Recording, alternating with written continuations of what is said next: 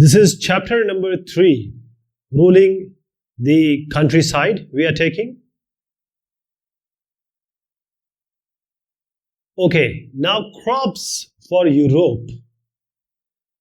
Now Britishers, they have realized, they found out that the countryside villages, the Gaon, Gramin Kshetra of Indian subcontinent, they are not only getting revenue, lagan, tax, bhu rajasva, but also these land can be employed to grow the crops, certain crops which are required in Europe, which have high demand in Europe. Okay, because land is also there, fertile land is there, peasants and farmers are there in great numbers, and the temperature, the climatic condition is suitable. So if I take you to late 18th century means around 1770, you can say. No, it's not 1870, it's 1770, right? Now company was in mood, company was trying to expand the area of cultivation and the crop, the cultivation of the crops, and these crops were basically two, if we want to name them. And this is opium. Opium means afim.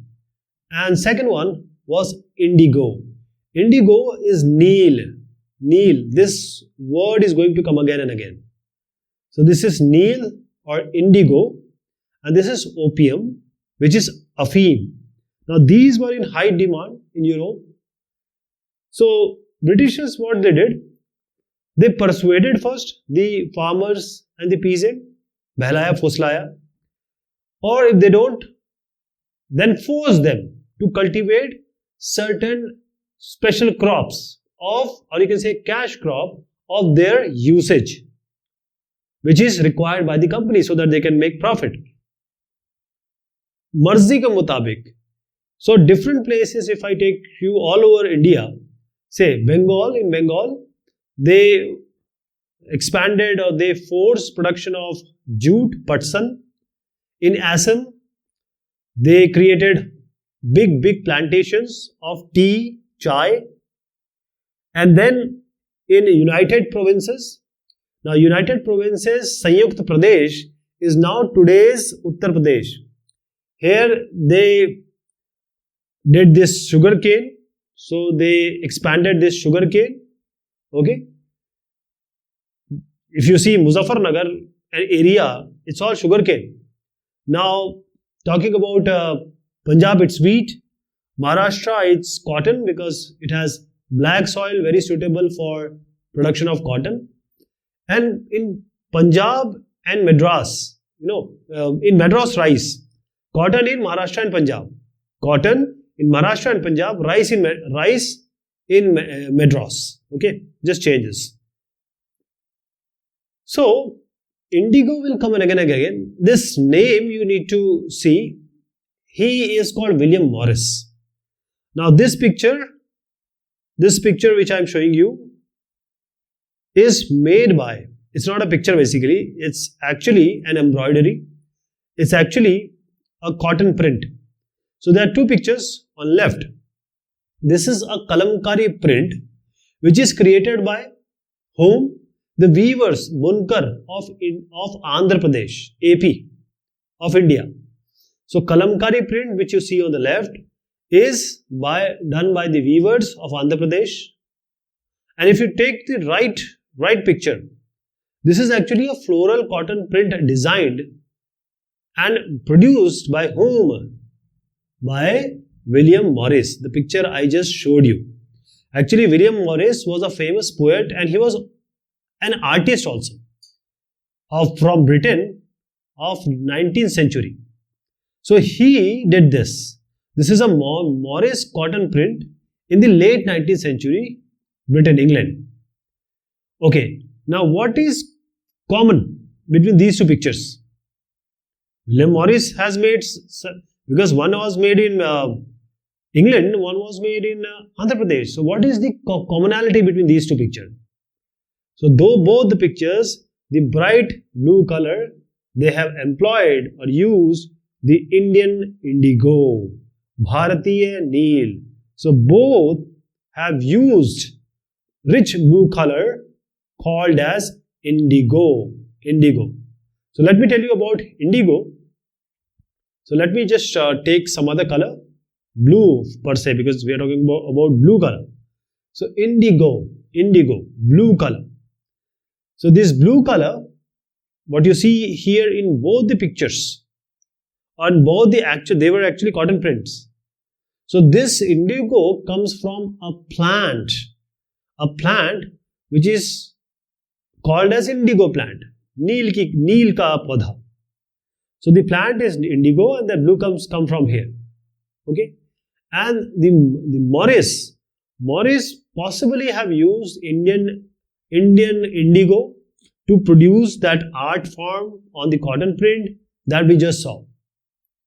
So Indian subcontinent was the biggest supplier of indigo in the world at that time. Right? Now the question comes, why the demand for indigo of India? Why was it so much required? So there are certain reasons, one by one I'm going to take them. First thing is, indigo grows in tropics. Okay, in Europe, the climate condition is temperate, not tropics. So, Ushnakatibandiya Jalvayu is tropics. So, indigo plant grows here. So, I'm taking you back, around 600 years back now. 1200, 300, 1300, that is I'm talking about 13th century. Okay, 13th century if I take you, at that time, the Indian indigo was used, at that time also, was used in Europe. So it was so popular and it was so good. So Indian indigo was used in Italy, France, Britain, for what? To dye the clothes. Because this indigo is basically a color. So this color, when the cotton is made or the cloth is made, this indigo is used to color them, right? So this was the first liking of any of the European or dyers at that time. But at that time, the amount was very less, because if you see, 13th century, it's long back. At that time, nothing was so sophisticated, right? It's so easy. You take flight now and just go. Previously, ships, on very simple ships that couldn't go that long, some will drown. Only few will be able to reach this long distance. So the Neel or the indigo was going from Indian subcontinent to Europe. So the price was very high because it is going long distance through export. It was very, very high priced at that time. But European wanted this. They wanted to color. So now coming to our century, this is a woad plant. So this woad plant is also a substitute of indigo. So it produces violet and blue color, Bangani, Neela. So violet and blue color it produces. Okay. Now the European cloth manufacturer and the dyers who dye the cloth, they were using this woad. And the manufacturers of woad, because as I said, woad was because the temperate climate was very suitable for this woad. Because at this temperate, we cannot have this indigo. So at temperate Shitoshna Katiban, this Jalvayu I'm talking about, this climate I'm talking about. So this woad could grow. But this woad, what happened? When it comes here, I'll tell you the places first. Northern Italy, okay, then southern France, Germany, Britain. So most of the places, this plant was available. Now those people who are actually manufacturing this color from this woad plant, they found a competition. So they just said, because Indian indigo was classic, it will give you very nice color. Very nice color. It was shiny. It was rich blue color. But the wood plant gives color which was very pale and dull. It was not that good. Okay. So the Europeans said, no, we just want only this wood plant or wood color. We don't want this. The ban was there. But in 17th century, what happened? The European, they persuaded their government that the ban on the indigo of India should be lifted. So when the ban was lifted, means the import of indigo ban was lifted from Europe, the French began. I'll just give you an example also. So there is a story. Why it happened? What was the reason? So the reason was because if you just think that the indigo was only produced in India, it's not that. All these round circles you see, all these places were producing indigo, and the cheapest was going to Europe. So if I talk about French, now the French also has various colonies like English have. So if I take you to a place called West Indies, and there is a place specifically I'll talk about Saint Domingue, we call it Saint Domingue. It is in Caribbean island. This Caribbean island, basically West Indies, you can remember it by Gale and Bravo. So this Caribbean island, French began cultivating indigo here, Saint Domingue, in Caribbean island. And Portuguese in Brazil, English in Jamaica, Spanish in Venezuela. So this indigo plantation was coming up everywhere, almost everywhere. North America especially. But the best quality or best import was this Europe was getting from the West Indies, that is Saint Domingue. North America also it was there. It is not that indigo was only, but they have to fulfill the requirement of their place also. So in order to export, this French started doing it in Caribbean island. But when you talk about end of the 18th century, the demand of Indian indigo, Hindustani Neil, it grew. Why? Because it was industrialization in Britain. So the cotton production was actually exponentially enhanced. So now the cotton was there. Now you need to dye also. So there was a great demand of dyeing the clothes because industrialization. And now they wanted Indian indigo. Now you'll ask question, why not from West Indies? Why not from America? There was a problem. Now this indigo was not coming from West Indies and America, especially West Indies. So there were some reason. I'll just give you the reason. So see, 1783 to 1789, all the production which I showed you, these round circles, the production of indigo, if it would have been 100 kg for whole world, it just became 50 kg. That is half. It became half.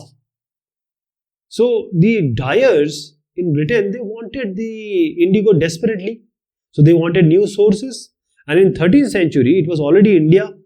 India was producing, it was exporting also. Though it was expensive at that time, but now company was already there in our country. So the reason was, I'll tell you what was the reason why it was not coming from West Indies. See here, this is a revolt. So it's a slave revolt in Saint Domingue in August 1791. This is a place of which you find in West Indies. And because at that time slavery was there.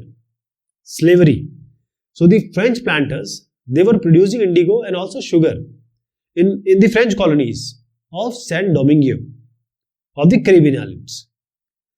But African slaves, because they were living in very filthy condition, they were handled very badly, so they rebelled. So it was a rebellion in 1791. They started burning the plantations. They killed the planters. And finally, after in the view of this, 1972, French, they abolished the slavery. Gulami, slave, das, pratha. It was abolished. That is why the indigo plantation, they just collapsed, and the production of indigo, it went almost to zero. I hope you got the idea why it was not coming from this West Indies.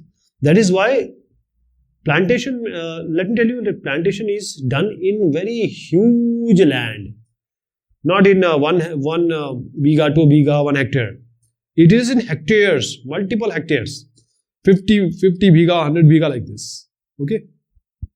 So coffee, sugarcane, tobacco, tea, cotton, you'll always see these in plantation. You don't see it in just say 1 biga, 2 biga of land. So now Britain already have a colony in India. So now they can do it. They know how to do it. So because it was rising demand for indigo in Europe, this Britain can do. Britain was already having a colony here. So they tried to look for ways in order to get this indigo from India and promoted indigo cultivation. So if I take you to 18th century and specifically Bengal, the indigo cultivation actually went up to a very high level, exponential you can say. So I'll give you statistics here. The statistics shows that we were dominating. If I take you to 1788, if say 100 kg was coming to Britain, only 30 kg was coming from India. But just in few years, in 1810, almost 95%, that is, if 100 kg was coming, 95 kg was coming from India. It was coming from our land. So this is how you can say an exponential increase, and we were dominating because the quality of Indian indigo was extremely good. So what happened as a result? The East India Company people, the official, they start doing this work. They actually started putting money and they were investing in this indigo plantation and production. Okay. So what they did, this indigo cultivation was so profitable, indigo production was so profitable, they see that most of the officers, they left the job. They left the job of East India Company. They just, bought some plantation and this land, and they started planting this indigo. So this was the basic business at that time, because they were knowing that they were getting huge profit because it is highly demanded in the Western countries.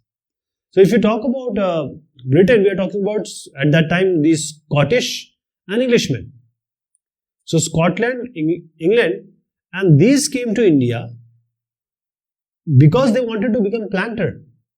They just came here in order to do the indigo plantation, and company was even giving loan to them. So that is why this propagated and enhanced. This is how it happened. Now the next question comes is, how was indigo cultivated? So there are two ways. We'll talk about Nij and Royalty, but I think this we are going to take in the next discussion. Okay. Then thank you so much. Take care of yourself.